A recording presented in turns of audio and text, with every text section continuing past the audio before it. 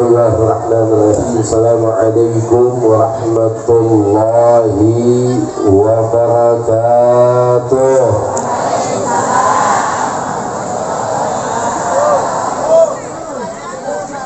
Bismillahirrahmanirrahim. Alhamdulillahilladzi ja'ala al-Islam dinan kamilan wa ja'ala as-salata 'imadad-din al-Islam wa ja'ala al-jihada sabilal mu'minin wa ja'ala al-jannata ma'adatan lil-muslimin. Asyhadu an la ilaha illallah wahdahu la syarika lah wa asyhadu anna Muhammadan 'abduhu wa rasuluhu la nabiyya ba'dah. Allahumma shalli wa sallim wa barik wa 'azzim ala hadha an-nabiyyil karim sayyidina wa habibina wa syafi'ina wa maulana nabiyyina Muhammadin wa ala alihi wa ashabihi wa tabi'in lahum bi ihsanin ila yaumiddin. Amma ba'd. Yang sama kita muliakan, yang sama kita hormati kepada segenap fadilatul habaib, berkhusus Sayyidul Habib Ibrahim ibn Sayyidul Walid Al-Habib Ja'far Al-Haddad, kemudian Al-Habib Taha ibn Sayyidul Walid Habib Haji bin Abdul Rahman bin Ahmad bin Abdul Qadir As-Saggaf, kemudian juga Habib Muhammad bin Sayyidul Walid Al-Habib Abdul Rahman Al-Habsyi, dan juga kepada para habaib yang lain yang mohon maaf tidak bisa saya sebutkan satu demi satu. Fa insyaallah sama kita doakan mudah-mudahan para habaib yang di tengah-tengah kita Allah panjangkan usianya, mata'alallahu bi tuli hayatihim wa nafa'ana bi 'ulumihim wa kaffarallahu bi anfalihim, amin ya rabbal. Kepada segenap para kiai dan asatidzah, berkhusus yang baru saja menyampaikan tausiahnya tadi, yakni Kiai Ayong dari Malimping ya. Tadi waktu Kiai Ayong ceramah, ibu-ibu pada ketawa senang, jamaah pada farhan, pada senang, semua pada ketawa, cuma saya doang nggak ketawa. Kenapa nggak ketawa? Kagak paham gua. Saya nggak ngerti bahasa Banten soalnya, cuma bisa bahasa Indonesia doang. Ibu paham nggak saya ngomong bu? Mungkin harus nikah dengan orang Banten dulu saya dari sana ke Banten. Hah? Begitu kan ya? Ada nenek-nenek yang mau, ada nenek yang jangan angkat tangan. Nenek pakai angkat tangan lagi ya. Baik, kita doakan bahagia Allah panjangkan umurnya, dimurahkan rezekinya, ditambahkan ilmunya dan diistiqomahkan dakwahnya, berkhusus kepada segenap warga besar daripada ad-da'i ilallah wal mujahid fi sabilillah Abuya Kiai Haji Wase Fauzan, terlebih daripada 3 putra mahkota beliau. Yang pertama adalah Kiai Haji Sofiyullah Muhajir, kemudian sahibul ma'had yakni Kiai Haji Mubarak, dan juga yang terakhir jagalnya. Tadi waktu beliau sampai ada ibu-ibu ngomong di pojokan, itu yang paling muda dan paling ganteng. Matelo nggak bisa datang kening aja lah. Doain mudah-mudahan ketiga-tiga daripada putra Abu yang wayahan Kiai Haji Wase Fauzan senantiasa Allah panjangkan usianya, dimurahkan rezekinya, diistiqomahkan dakwahnya, diberkahkan ilmunya, dimudahkan urusan dunia dan akhiratnya, senantiasa bisa meneruskan perjuangan tercinta ayahanda beliau, dan mudah-mudahan Allah juga bantu perjuangan beliau semua, amin ya rabbal. Mobil khusus kepada semua jamaah, baik kaum bapak dan juga kaum ibu, serta adik-adik kami tercinta dan juga santriwan dan santriwati yang pagi ini kita kumpul semua di sini. Mudah-mudahan kumpulnya kita semua senantiasa mendapatkan ridha Allah Subhanahu wa taala. Ibadah Allah, puja dan puji kita tujukan kepada Allah atas curahan rahmat dan limpahan nikmat yang sampai dengan saat ini masih Allah limpahkan kepada kita semua, terkhusus nikmatul iman wal Islam, nikmat sehat wa afiyah, hidayah dan inayah, sehingga pagi ini kita bisa kumpul semua di sini. Mudah-mudahan kumpulnya kita menjadi tambahan pahala amal ibadah kita semua. Amin ya rabbal ahlan wa sahlan ala habib taha bin sayyidil walid habib aid bin abdul sajjad ya rasulullah salamun ya rafi azali wa ya rasulullah salamun alaih.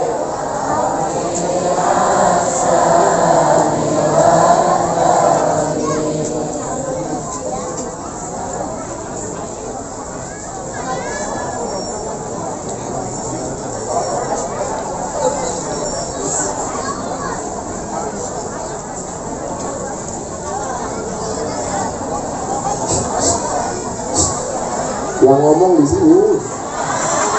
di sini, Tabu Ali tuh. Dia suka bikin gue sakit hati ya. Kita juga boleh duduk di sini. Emak emang ini. Apa bu? Tidak bisa lihat ya. Terus gue butak gitu.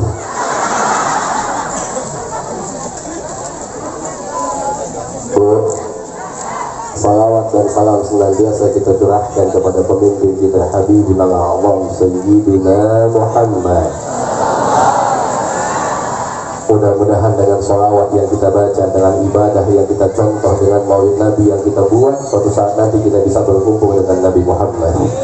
Dan juga kita minta kepada Allah, ya Allah berikan kepada kami semua yang hadir pada pagi ini, ya Allah, tanpa terkecuali satu kesempatan yang begitu kami nanti sebelum kami semua kembali menghadap kepadamu, ya Allah, izinkan kami untuk bisa datang langsung berziarah ke makam Nabi kami Muhammad.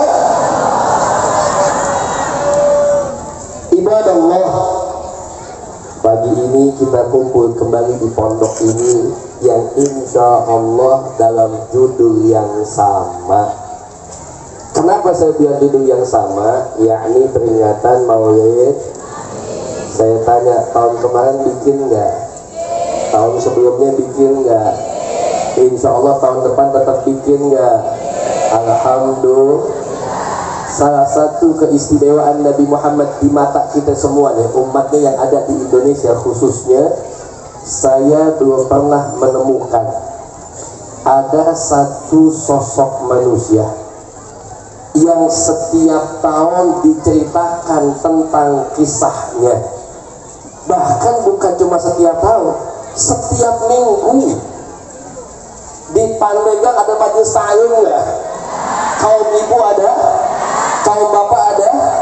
Di dalam majelis ta'lim kalau disampaikan sebuah hadisnya Nabi Muhammad, diceritakan kisah-kisahnya Nabi Muhammad, disampaikan sahabat-sahabatnya Nabi Muhammad. Itu mohon maaf, mungkin di Pandeglang kalau kita mau ikut aktif ngaji mulai Senin sampai Senin nggak putus pengajian di tengah-tengah kita, diceritakan terus tentang Nabi Muhammad. Kemudian setiap tahun kita diundang kembali datang ke pondok ini dengan judul yang sama untuk menceritakan kembali tentang Nabi Muhammad. Dan subhanallah, antusias umat Islam gak pernah sedikit pun berkurang untuk hadir di maulid tadi. Apa kesimpulannya buat kita? Ternyata kita ini gak pernah bosan untuk mendapatkan kisah tentang baginda Nabi kita Muhammad.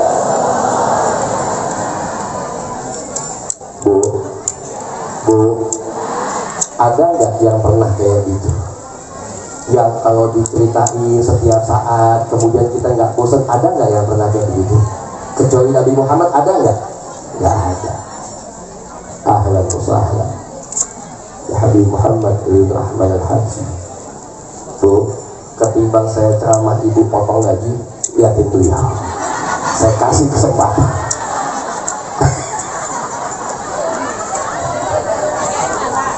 Gak apa-apa ya gitu Bu.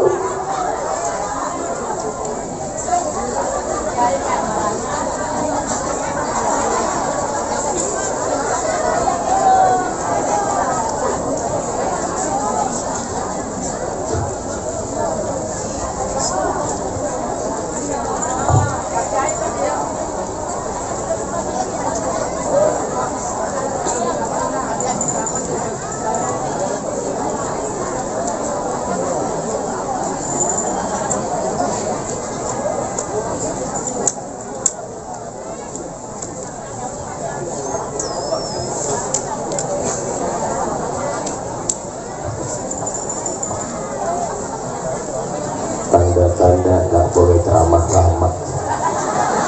Udah jangan ketawa. Bu, saya ambil satu contoh begini.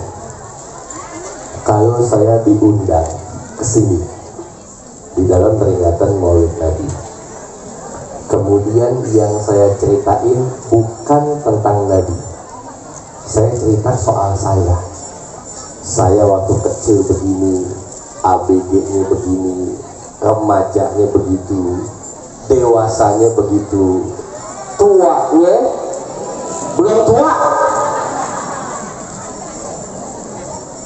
Saya nggak cerita soal Nabi, saya cerita soal saya doang.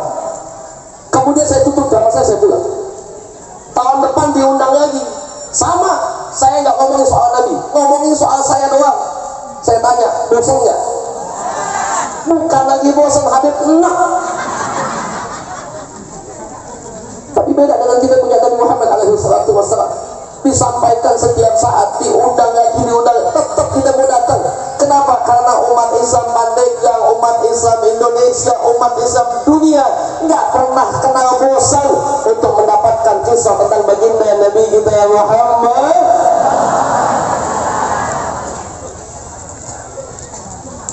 Yang jadi masalah saat ini adalah nanti ada Habib Toha, ada Habib Muhammad. Yang jadi masalah saat ini, sudah berapa banyak maulid yang kita datangi, sudah berapa banyak kisah yang Nabi sampaikan kepada kita, tapi ternyata kita umatnya belum menjalankan daripada perintah Nabi Muhammad. Betul? Tuh, dalam Islam perempuan, ibu-ibu wajib sayang sama suami enggak? Ibu sayang enggak sama suami? Ibu pengen enggak suaminya bahagia? Kalau seandainya kebahagiaan suami dengan berpoligami dikasih izinnya, kenapa sih? Emang kenapa sih nggak dikasih izin? Kenapa? Kan poligami nggak apa-apa. Dalam Islam boleh. Iya Pak ya? Lu mau kan? Tenang Pak, gue wakili. Tapi nggak apa-apa. Saya paham kontraknya perempuan itu ketika dia sudah mencintai satu suami maka tidak boleh berbagi. Betul. Suami ibu hanya punya ibu, betul. Nggak boleh dibagi-bagi, betul. Mudah-mudahan suami ibu bisa menjaga hati buat ibu semua. Pak, tapi nggak adilnya perempuan. Dengerin gue. Ketika suaminya mau poligami nggak dikasih, nggak diizini, kata dia nggak boleh berbagi. Tapi sayangnya perempuan Islam, sesuatu yang justru hanya boleh untuk suami dibagi-bagi sama ibu-ibu kita. Kepada siapa? Kepada laki-laki lain. Ibu nggak mau suaminya dibagi, tapi ibu ngebagiin yang harusnya punya suami kepada laki-laki lain, padahal hukumnya dosa. Maksudnya bagaimana Habib? Nih, zaman sekarang lagi model yang namanya senam pagi-pagi emak-emak. Betul? Betul? Baik, kumpul Ahad pagi, Minggu pagi kumpul di lapangan, mau di mana ya? Semua emak-emak kumpul, judulnya senam, tapi endingnya akhirnya bisa jadi maksiat. Saya tanya Bu, lekuk tubuh ibu punya siapa? Goyangan ibu punya siapa? Terus ibu senam yang nonton siapa? Sengkek kan? Ibu kalau senam bajunya pakai apaan? Celananya pakai apa? Legging nempel sama kulit, bokong beceplak, badan beceplak. Jangankan yang muda, nenek-nenek kisutnya hilang. Bangga ente joget sana joget sini, ditonton semuanya. Habiskan senam, judulnya senam, tetap aja namanya joget. Senam sekarang sama dangdut nggak ada bedanya. Lagu senamnya segini gondang dia. Mau ngapain gue aja kejauhan dan Banten. Ibu mau yang ditonton, siapa yang nonton? Semua mata laki nonton. Tukang ojek lihat, tukang cilok nonton, tukang sampah antel. Padahal goyangan ibu punya pun ya buat suami doang. Nggak adil kan lo? Suami nggak boleh nikah lagi, tapi lo bagi-bagi punya suami. Makanya ya besok emak-emak yang itu senam stop. Kecuali ibu senam di satu tempat tertutup, tidak ada mata laki-laki melihat, semua perempuan silakan. Habib alhamdulillah di Pandeglang kayak begitu. Kalau senam tertutup, semua perempuan, nggak ada mata laki-laki. Alhamdulillah. Cuma sayangnya pas senam di videoin. Habis video naik TikTok, sama aja lah. Jadi jangan ya kawan. Artinya apa sih? Apa sih faedah kita bikin maulid kalau bukan kita ikut sama Nabi? Apa sih untungnya kita bikin maulid? Kita datang kayak begini, ibu duduk panas-panasan kayak begini. Kalau ibu nggak ngambil hikmah banyak, pulang dari sini ajaran Nabi kita tinggalin, buat apa? Karena hadirnya kita sini sebab cinta kepada baginda Nabi kita Muhammad. Apa tanda cinta kita kepada Nabi Muhammad kalau bukan kita menjalankan syariat Nabi kita Muhammad? Saya nggak ngomong banyak lah, masih banyak kita punya Habib-Habib. Satu hal yang paling menyedihkan saat ini adalah umat Islam dengan mudah meninggalkan sholatnya. Itu, gampang banget meninggalkan sholat. Anak-anak muda cuma karena timbang main doang akhirnya sholatnya enggak. Bapak-bapak cuma karena mancing doang akhirnya sholatnya enggak. Saat ini zaman kita semua lomba pada bangun masjid biar bagus, tapi tidak lomba ngisi masjid supaya penuh. Betul? Masjid itu cakep-cakep, alhamdulillah, isinya belum tentu. Banyak nggak yang begitu? Kenapa kayak begitu ya ikhwan? Karena kita ini mohon maaf nggak sadar kalau ternyata sholat kita itu yang akan menghilangkan semua bencana yang kita punya. Sholat yang akan menghilangkan semua kesusahan yang kita punya. Sholat yang akan mengangkat semua beban hidup kita. Sholat yang akan memberikan ketenangan buat kita.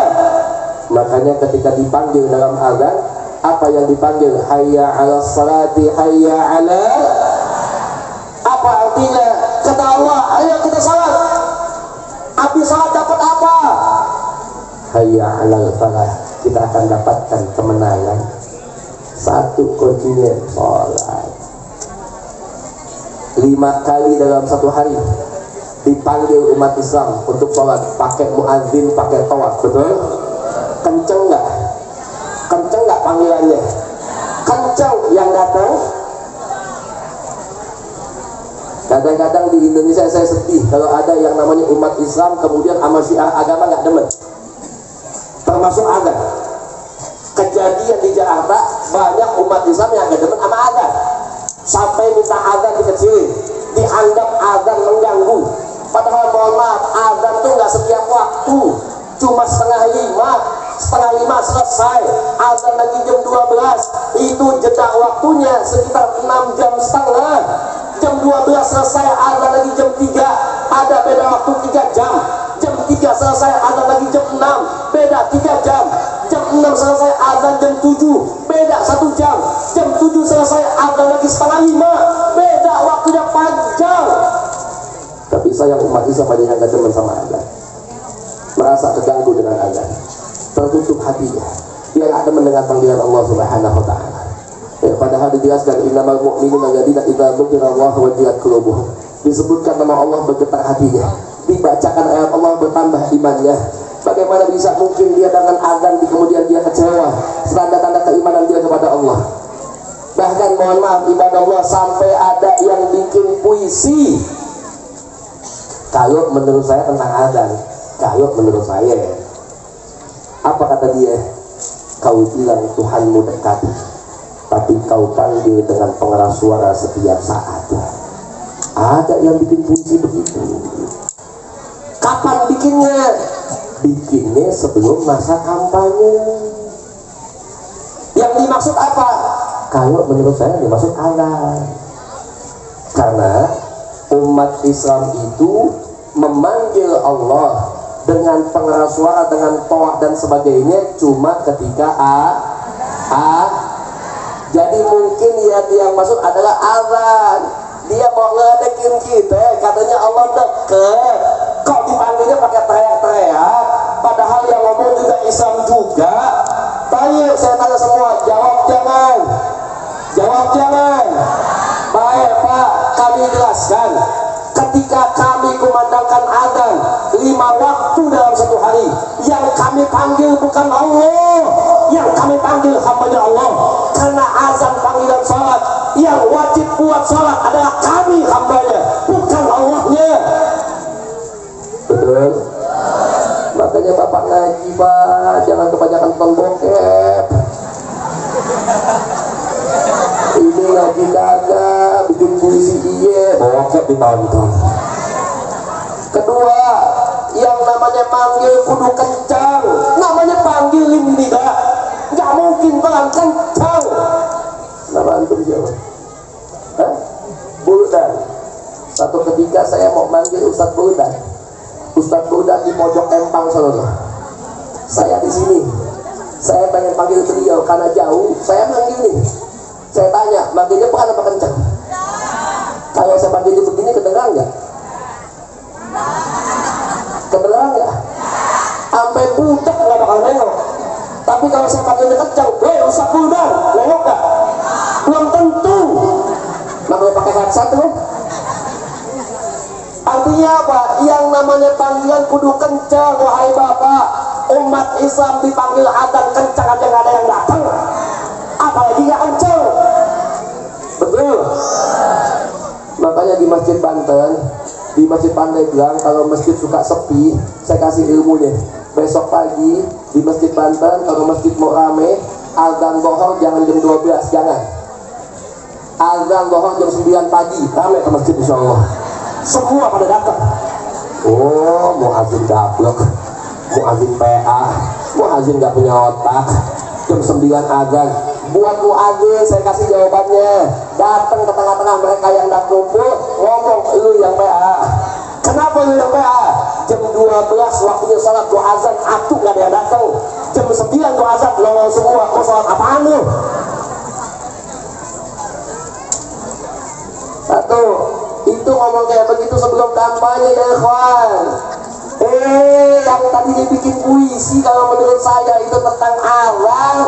Sebelum kampanye puisinya ada, begitu mau kampanye yang baca puisi mukanya nongol di azan. Tahu siapa? Tahu siapa? Kalian mentah-mentah udah. Ya. Jadiin pelajaran buat kita ya ikhwan, khususnya buat umat Islam yang cowok. Ya Allah, saat ini ada satu umat kita yang dalam keadaan ya Allah susahnya bukan main. Saudara kita di Palestina, doain mudah-mudahan yang meninggal syahid di jalan Allah Subhanahu wa Ta'ala. Ada satu nikmat yang kita lupa dari Allah buat kita umat Islam Indonesia. Apa kata Allah? La in syakartum la azidannakum wa la in kafartum inna adzabi lasyadid. Nikmat bagi umat Islam adalah kita bisa ke masjid kapan aja kita mau. Itu yang kita lupa. Bu, waktu ibu mau ngaji pagi ini ke sini, ada nggak yang cegah ibu di jalanan? Ada nggak yang ngancam ibu pakai senjata? Pak, waktu bapak mau ke masjid subuh kayak lohar, asar, maghrib, isya, ada nggak pasukan yang nahan bapak buat ke masjid? Kita bebas mau ke masjid kapan aja, mau ibadah kapan aja. Tapi sayangnya umat Islam lupa dengan nikmat itu. Sementara di Palestina, setiap mereka mau ke masjid, setiap mereka mau salat ibadah di rumahnya Allah, mereka harus siap korbankan nyawanya. Tapi hebatnya orang Palestina, ancaman senjata tidak membuat mereka takut dengan mereka. Tetap mereka berangkat. Bahkan yang saat ini rame, sebetulnya mohon maaf lahir batin, yang utang itu bukan Palestina sama kita. Kita ngumpulin uang nih, kita sedekah ke Palestina, hadiah buat Palestina. Palestina nggak hutang budi sama kita, karena hakikatnya sedekah kita adalah buat kita. Yang hutang budi adalah kita umat Islam dunia kepada rakyat Palestina. Kenapa hutang budi? Karena mereka siap korbankan nyawanya demi salah satu masjid yang dimuliakan dalam Islam, yakni Baitul Maqdis. Hidup mereka mulia, wafatnya syahid. Bagaimana dengan kita umat Islam? Masjid kosong Pak, nggak ada yang peduli. Apa tunggu Allah pindahin dulu Palestina ke Banten baru kita tahu enaknya ke masjid? Kan nggak mesti begitu. Makanya mulai saat ini ya kawan, ayo kita semangat lagi dalam mengikuti jejak pelajaran baginda Nabi kita Muhammad. Nggak ada satu manusia yang kita ikut mendapatkan keselamatan dunia wal akhirat kecuali Nabi kita Muhammad alaihi salatu wassalam. Ibu ikut saya, jangankan ibu, saya aja nggak tahu masuk apa kagak. Ila baginda Nabi kita Muhammad dan mereka yang mengikuti daripada baginda Nabi kita Muhammad. Terakhir, salah satu daripada sifat Nabi Muhammad yang begitu agung, begitu mulia, al-insanul gamil, manusia yang sempurna, basarun rajal, basar manusia nggak seperti manusia. Bahkan dijelaskan laqad kana lakum fi rasulillahi uswatun. Nabi Muhammad contoh yang paling baik, betul? Berarti semua yang ada dalam diri Nabi adalah contoh yang terbaik buat kita umat Baik, apa yang ada dalam diri Nabi Muhammad? Sopan santun, iya. Baik, iya. Apa lagi? Sabar, iya. Kemudian nggak sombong, iya. Lemah lembut, iya. Semua ada dalam diri Nabi Muhammad, termasuk satu sifat yang banyak dilupakan oleh umat Islam. Nabi Muhammad bukan hanya sopan santun, Nabi Muhammad bukan hanya lemah lembut, Nabi Muhammad bukan hanya baik, Nabi Muhammad bukan hanya sabar. Termasuk Nabi Muhammad adalah manusia yang tegas dan tidak bisa ditandingi ketegasan. Kalau bicara hukum, Nabi Muhammad tegasnya luar biasa. Makanya kita ini jadi umat Nabi Muhammad, umat yang paling baik. Kuntum khairum ukhrijat lin-nasi ta'muruna bil ma'ruf wa tanhauna. Umat terbaik cuma dua kata Allah.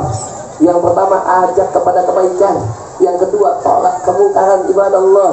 Kalau bicara lembutnya Nabi semua sepakat, bicara santunnya Nabi semua sepakat, bicara baiknya Nabi semua sepakat, bicara sabarnya Nabi semua sepakat. Saya nggak mau ini lagi contohnya lah, masih banyak penceramah. Tapi kalau bicara tentang tegasnya Nabi Muhammad, belum tentu semua sepakat. Mana buktinya? Tahadusan bil ni'mah. Kita nggak hidup di zaman Nabi Muhammad, kita nggak hidup di zaman sahabat Nabi Muhammad, tapi kita hidup di zaman ulama-ulama yang masih banyak mengikuti Nabi Muhammad. Baik santunnya, lembutnya, termasuk juga dengan tegasnya. Tapi sayangnya ibadah Allah, kalau bicara ketegasan tentang Nabi Muhammad, banyak umat yang nggak mau mengakuinya. Sampai ketika ada ulama yang bicara dengan penuh ketegasan, ada habaib, ada kiai, ada gus, ada ajengan dengan penuh ketegasan. Apa kata umat? Banyak orang mengatakan, oh itu dakwahnya nggak ikut Nabi. Bukan dakwahnya nggak ikut Nabi, cuma kita yang tertutup dengan salah satu sifat baginda Nabi kita Muhammad alaihi salatu wassalam.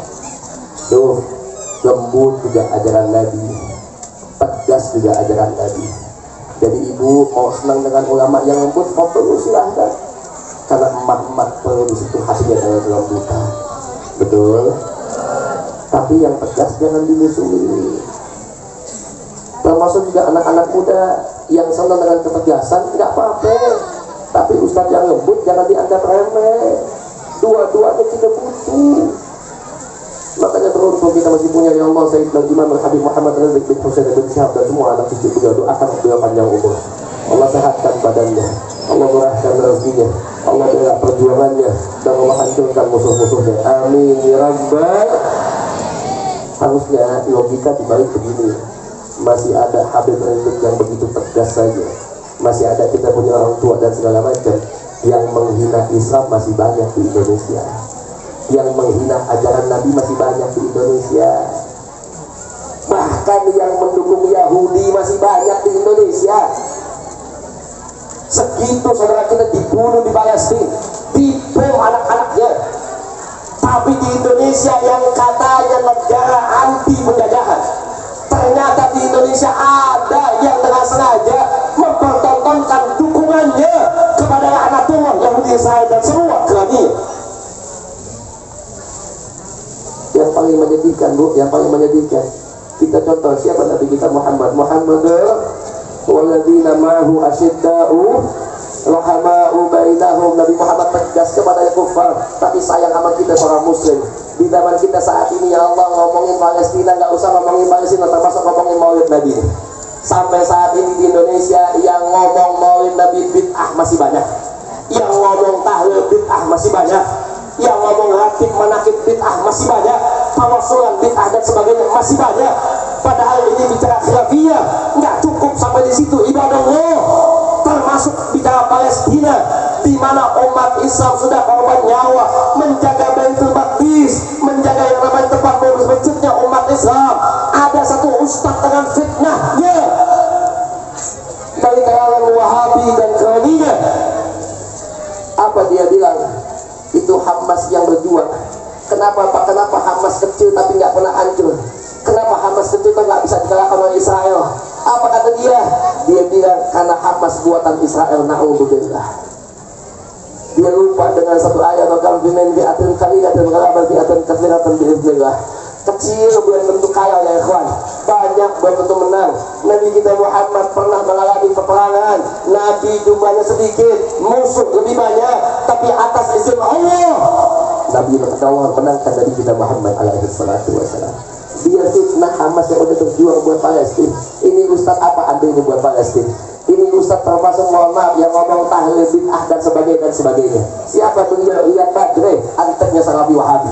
Kita aneh, kok dia bisa sama kita sama-sama muslim, urusan khilafiyah, dituding kita ahlul bid'ah. Singkat cerita sebelum saya tutup, Pak mohon maaf Pak, tudingan ahlul bid'ah nggak sederhana, karena tidak ada tempat bagi pelaku bid'ah kecuali neraka jahanam ya Allah Subhanahu wa taala.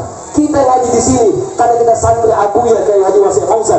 Ketika dituduh ahlul bid'ah, bukan cuma kita, termasuk Abu ya. Kita punya habaib yang simpan-simpan, kita punya kiai, kita punya ajengan, tuan-tuan kita, Abu Yatim Yati yang suka bikin maulid, dituduh sebagai ahlul bid'ah, penghuni neraka. Kemana kita percintanya ibadah Allah? Ya Allah Rabbi ma'araf Rabbi. Kalau bukan karena Tuhan kita, karena pendidikan kita nggak kenal dengan Tuhan kita. Orang tua-tua kita dituduh sebagai ahli neraka, kita diam. Kalau nanti ente pulang ngaji, ada tetangga ngomong begini sama ente, bapak lo neraka, ente diem nggak? Nggak bakal diem, gua tampol yang ngomong. Kenapa kita bilang kita punya bapak? Bagaimana dengan guru kita, kiai kita, habaib kita, yang udah ngajarin kita alif bata sampai kita kenal agama, kita kenal Allah, kita kenal Nabi Muhammad. Itu di dunia kita diam. Oh ternyata diamnya umat Islam nggak dianggap sama dia. Makin jadi sekarang dia bilang bahwasannya Hamas adalah mohon maaf itu buatan Israel. Dia ingin patahkan semangat umat Islam. Ini Ustadz Wahabi satu ini. Kadang-kadang kita aneh, sama Israel dia nggak bersuara apa-apa, sama Yahudi dia nggak ngomong apa-apa, tapi dengan umat Islam suaranya kencang luar biasa. Dia caci maki umat Islam, dia bilang bid'ah dan sebagainya. Kalau begitu kami jadi aneh. Kenapa Ustadz Wahabi dengan Yahudi dia diam, dengan Israel dia diam, dengan umat Islam dia lantang? Padahal mohon maaf Nabi nggak mencontohkan demikian. Jadi jangan salahkan kami. Seandainya kami balik mengatakan, oh mungkin mereka berkata demikian, Ustadz Antek Salafi Wahabi adalah juga buatan Yahudi Israel. Na'udzubillah. Bisa jadi ya kawan, apa kita doang dia kencang. Padahal urusan khilafiyah nggak akan ada ujungnya. Yang bikin pakai dalil nggak bikin pakai dalil. Makanya mudah-mudahan dengan kita bikin maulid saat ini bertambah kecintaan kita kepada Nabi Muhammad SAW. Hormati perbedaan di tengah-tengah kita, jalani persamaan yang ada di tengah-tengah kita, yang mudah-mudahan semakin tercipta persatuan umat Islam. Karena al-ittihad asasun najah, persatuan adalah awal dari sebuah keberhasilan. Titip saya nggak banyak Pak, besok tahun pemilu jangan sampai umat pecah belah cuma karena beda pilihan. Setuju? Setuju?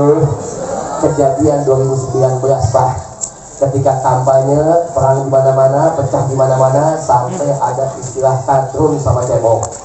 Itu istilah masih ada saat ini. Ente tahu belum masuk tahun kedua yang dibelain sama kadrun udah perokan sama cebong di atas.